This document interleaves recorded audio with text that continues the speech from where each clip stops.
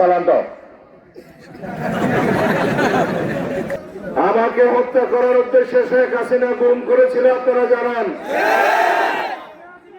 রাখে আল্লাহ মারেকে আপনারা দোয়া করেছিলেন, এদেশের মা বোনেরা আমার জন্য রোজা রেখেছিলেন, নামাজ পড়ে দোয়া করেছিলেন, রব্বুল আলামিন কবুল করেছে, আমাকে হত্যা করতে পারে নাই। আমারও এখন বয়স হয়েছে অনেক, আগের মতো শক্তি নাই শরীরে, হয়তো ঘরে ঘরে যেতে পারবো না, সবার সাথে মোলাকাত হয়তো করতে পারবো না, কিন্তু আমার পক্ষে আপনারা তো আছেন। প্রত্যেক ঘরে ঘরে গিয়ে মা বোনদেরকে মুরব্বীদেরকে আপনারা আমার পক্ষে একটা সালাম দেবেন, দোয়া করতে বলবেন, দানের শেষের পক্ষে একটা বুট চাইবেন, চাইবেন তো? ইনশাআল্লাহ। এই দেশে উন্নয়নের মার্কা কি? এই দেশে শান্তি শৃঙ্খলা সমৃদ্ধির মার্কা কি? এই দেশে গণতন্ত্র রক্ষা করার মার্কা কি? ইনশাআল্লাহ। সুতরাং বাংলাদেশের মার্কা হচ্ছে দানের শীষের মার্কা, এদেশের জনগণের মার্কা হচ্ছে দানের শীষের মার্কা, এদেশের গণতন্ত্রের পক্ষের মার্কা হচ্ছে দানের শীষ, এদেশের জাতীয় ঐক্যের প্রতীক হচ্ছে দানের শীষ। এটা বারে বারে পরীক্ষিত ইনশাআল্লাহ। আপনারা আমাকে জীবনে অনেক মর্যাদাবান করেছেন, ভালোবেসেছেন। আপনারা আমার অনুপস্থিতিতে আমি যখন কারাগারে বন্দী ছিলাম, তখন আমার স্ত্রীকে আমার চাইতেও বেশি ভোট দিয়ে আপনারা জাতীয় সংসদে পাঠিয়েছেন। আমি আপনাদের কাছে সারা জীবন কৃতজ্ঞ থাকবো। আমার জীবনের শেষ মুহূর্ত পর্যন্ত, শেষ নিঃশ্বাস পর্যন্ত আমি এই দেশের মানুষের পক্ষে, এদেশের জনগণের কল্যাণে, এদেশের সার্বিক কল্যাণে, গণতন্ত্রের পক্ষে কাজ করে যাব ইনশাআল্লাহ।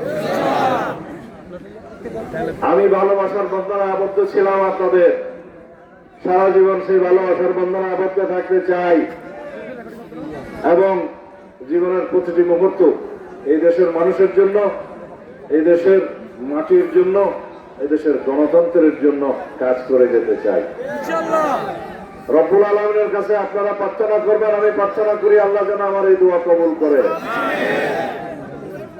আমাকে হত্যা করার উদ্দেশ্যে শেখ হাসিনা গুম করেছিল, আপনারা জানান। রাখে আল্লাহ মারেকে আপনারা দোয়া করেছিলেন, এদেশের মা বোনেরা আমার জন্য রোজা রেখেছিলেন, নামাজ পড়ে দোয়া করেছিলেন, রব্বুল আলামিন কবুল করেছে, আমাকে হত্যা করতে পারে নাই। আমি আজকে এই দেশে বিজয়ীর বেশে, বীরের বেশে প্রত্যাবর্তন করেছি আপনাদের দোয়ায়। আর শেখ হাসিনা নিকৃষ্ট ফ্যাসিস্ট পলায়ন করতে বাধ্য হয়েছে। এটাই আল্লাহর বিচার, এটাই ন্যায় বিচার, এটাই জনগণের দাবি ছিল। বাংলাদেশ থেকে ফ্যাসিস্ট উৎখাত হয়েছে, এই দেশ থেকে স্বৈরাচারী শাসনের অবসান হয়েছে, এই দেশে গণতন্ত্র প্রতিষ্ঠা হয়েছে, আরো সমৃদ্ধ গণতন্ত্র হবে ইনশাআল্লাহ। সেজন্য নির্বাচন হতে হবে। আগামী ফেব্রুয়ারির, মধ্য ফেব্রুয়ারির আগে এই দেশে জাতীয় সংসদের নির্বাচন অনুষ্ঠিত হবে ইনশাআল্লাহ। যে 16-17 বছর আপনারা মুক্ত স্বাধীন পরিবেশে আপনাদের ভোট প্রদান করতে পারেন নাই, সেই ভোট আপনারা উৎসব মুখর পরিবেশে ভোট প্রদান করবেন ইনশাআল্লাহ। যাকে খুশি আপনারা ভোট দিবেন, যেই মার্কার পক্ষে আপনার মতামত, সেই পক্ষে আপনারা ভোট দিবেন, স্বাধীনভাবে ভোট দিবেন। ইনশাআল্লাহ এই দেশে গণতন্ত্র শক্তিশালী হবে। এই দেশে যখনই গণতন্ত্র বিলুপ্ত হয়েছে, বিএনপি সেই গণতন্ত্রকে পুনরুদ্ধার করেছে। এই দেশে শেখ মুজিবুর রহমান 1975 সালে গণতন্ত্রকে হত্যা করেছে, একদলীয় বাকশাল প্রতিষ্ঠা করেছিল, সেই গণতন্ত্রকে পুনরুদ্ধার করেছে শহীদ রাষ্ট্রপতি জিয়াউর রহমান। 1979 সালে এই গণতন্ত্র, বহুদলীয় গণতন্ত্র প্রচলন করেছে শহীদ রাষ্ট্রপতি জিয়াউর রহমান। তারপরে এরশাদের সামরিক শাসনের সময় গণতন্ত্রের জন্য দীর্ঘ 9 বছর সংগ্রাম করেছে দেশনেত্রী বেগম খালেদা জিয়া। তিনি সেই গণতন্ত্রকে পুনরুদ্ধার করেছেন সামরিক শাসন থেকে। আবারও শেখ হাসিনার নেতৃত্বে বাংলাদেশে ফ্যাসিবাদী যে শাসন ব্যবস্থা, কায়েম হয়েছিল, সেই ফ্যাসিবাদী শাসন ব্যবস্থাকে বিলুপ্ত করে, পতন ঘটিয়ে, পলাতে বাধ্য করে গণতন্ত্রকে পুনরুদ্ধার করেছেন দেশনেত্রী বেগম খালেদা জিয়া এবং আমাদের নেতা জনাব তারেক রহমান। আমরা আন্দোলন করেছি, জনাব তারেক রহমানের নেতৃত্বে, দেশনেত্রী বেগম খালেদা জিয়ার নির্দেশে আমরা ফ্যাসিবাদের পতন ঘটিয়েছি। আমরা রক্ত দিয়েছি, আমাদের সন্তানের শহীদ হয়েছে, বাংলাদেশের কালো রাজপথ রক্তে লালে লাল হয়ে গিয়েছে। তারপরে দেশের থেকে ফ্যাসিবাদ উৎখাত হয়েছে, স্বৈরাচারের পতন হয়েছে, ফ্যাসিস্ট শেখ হাসিনা পলায়ন করতে বাধ্য হয়েছে। শেখ হাসিনার আসল ঠিকানা কি? দিল্লিতে। বাংলাদেশ বাকশালীদের আওয়ামী লীগের শেখ হাসিনার আসল ঠিকানা না। তারা কখনো এই দেশের পক্ষে ছিল না, এই দেশের আলেম ওলামাদের পক্ষে তারা কখনো ছিল না। ইসলামের বিরুদ্ধে তারা সব সময় কাজ করেছে। তারা আলেম বিদ্বেষী, ইসলাম বিদ্বেষী সরকার ছিল। সুতরাং আমাদের সময় লেগেছে আল্লাহর ফয়সালা পেতে।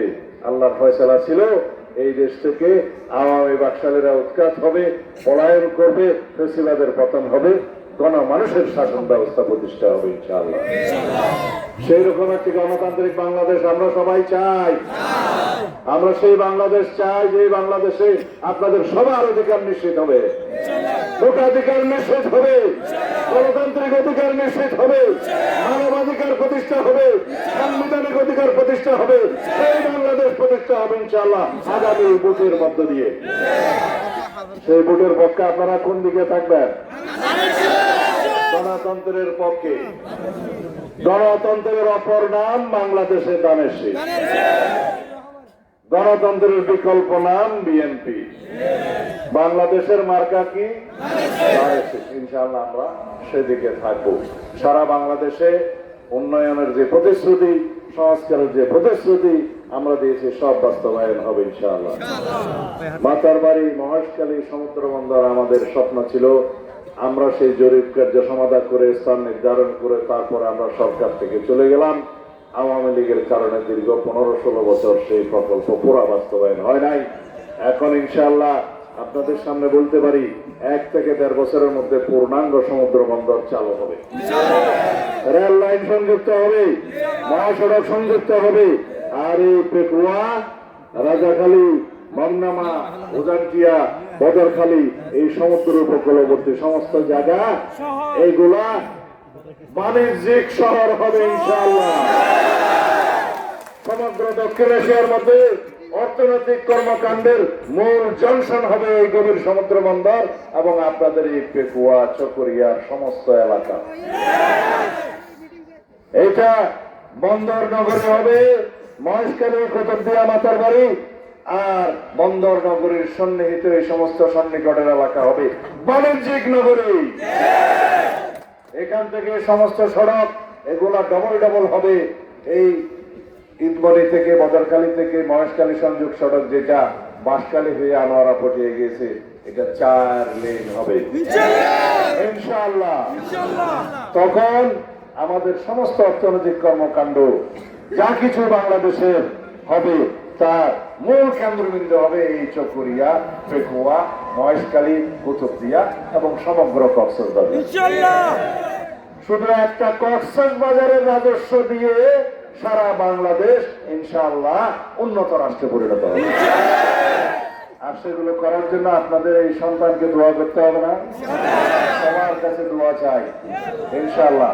আমি হয়তো বেশি দেখা করতে পারবো না আপনাদের সাথে, সারা দেশে হয়তো বিভিন্ন জায়গায় ব্যস্ত থাকতে হবে। আপনারা দয়া করে আমার জন্য প্রত্যেক বাড়ি বাড়ি গিয়ে একটা ভোট চাইবেন, দোয়া চাইবেন এবং আমাদের সালাম পৌঁছে দিবেন। বেগম সাহেব আছে, আপনাদের সাবেক এমপি অ্যাডভোকেট হাসিনা আহমদ আপনাদেরকে সালাম দিবে ইনশাআল্লাহ। আপনাদের প্রতি সারা জীবন কৃতজ্ঞতা প্রদর্শন করবে, প্রকাশ করবে। যে মর্যাদা আপনারা আমাদেরকে ওনাকে দিয়েছিলেন সেই মর্যাদা আমরা সারা জীবন রক্ষা করব। সালাম দাও।